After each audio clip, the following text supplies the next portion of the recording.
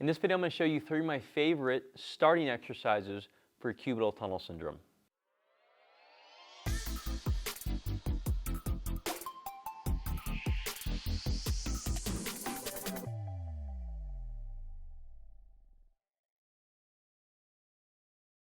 Hey everyone, I'm Sebastian at Performance Place Sports Care, part of the locally world famous chiropractors in Costa Mesa, California.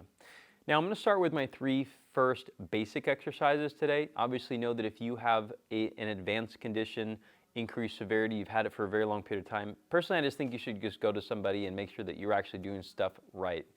The thing of it is, with numbness, tingling of the fingers or issues into the elbow, especially when the fingers start to drift in a little bit more like this, then you have to be aware that there's a time frame. Okay, the quicker you deal with this, the better you'll recover. And don't mess around with YouTube videos. Just make sure that you're seeing the right person. Now, normally people will do sliding exercises to slide the ulnar nerve through the cubital tunnel, right in the elbow. But to be 100% honest with you, sometimes it's not the best starting point. However, most people don't tend to get bothered with sliding exercises if they do them right. With that being said, if you're trying to slide the nerve through a tunnel, you don't move the tunnel. And so you don't move the elbow in any of these exercises. So make sure that you are aware of that. We're going to slide other things that are not connected to the elbow.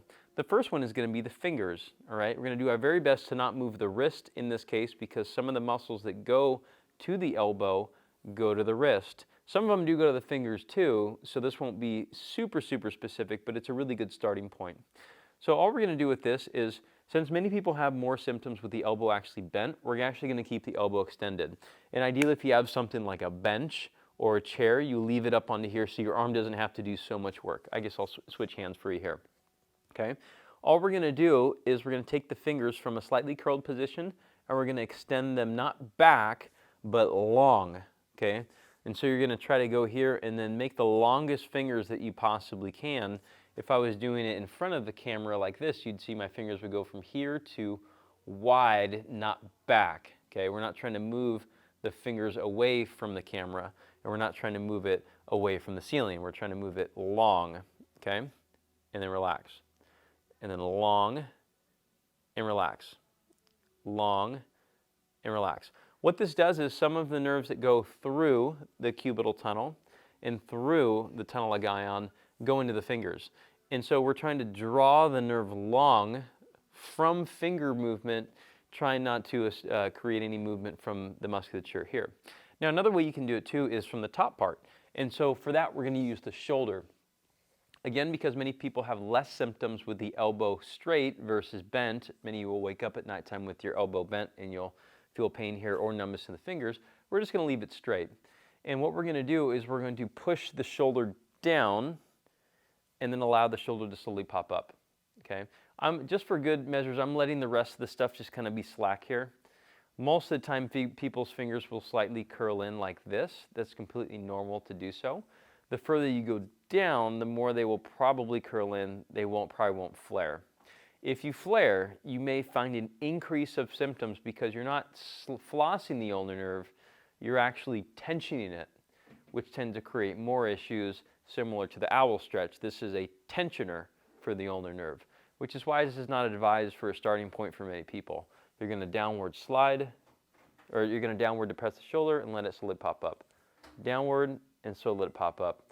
So those are the first 2 sliding ones that I like to do with people. It's generally okay if it is going to be at the cubital tunnel here, but it's important to note that actually other people that have sensitivity of the elbow also have things like double crush scenarios where they have entrapment at multiple locations. And so that being said, you may have to get an examination to figure out the locations of your entrapment. It doesn't always require imaging or electrodiagnosis studies, but a lot of times it requires someone to at least put their hands on you and move your arm about, and they can do something called neurodynamic testing, which comes from the work of Michael Shacklock. Last thing we can do is skin rolling at the elbow. And this takes care of all the little nerves as they kind of pop out from the main branch of the ulnar nerve as it goes through the cubital tunnel. And so you can catch some of these and just do some light neural mobilization of the skin and the nerves underneath the skin as they go into the region. As you can tell, I'm not being super specific. That's okay.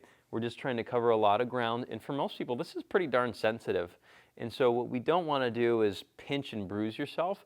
You're just going to pinch and wiggle the skin, just enough just to grab the skin.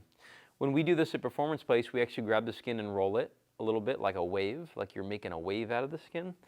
And to be honest with you, a lot of times people come in and they say, well, I saw you doing a video on this, but I couldn't do it because it's so darn painful. And so I just came in because I wanted to see if you can do it to me. Yeah, we can do this to you. Certainly. Okay. And so those are the three basic starting points we like with a cubital tunnel in regards to exercises, or at least flossing, sliding exercises. There are other exercises that you can do to strengthen the hand, strengthen the forearm, strengthen the arm and the limb associated with cubital tunnel syndrome as well. We have other videos on our channel with that, but again, exercises should be specifically curated to what you have going on. Many times the exercise we give you may create elbow pain, while somebody else, it makes their elbow pain go away. So if you want something specifically made for you, reach out to us. We have a link in the description below. And also too, we have a really good ulnar nerve book, which covers different spots of entrapment, as well as common treatments and questions that many of you have that people don't find answers to. And so it's a link in the corner coming up here. So take advantage of the book. It's well worth your time. It's an ebook, so it'll be delivered right when you click. And I'll see you guys next time. Subscribe to the channel. Take care.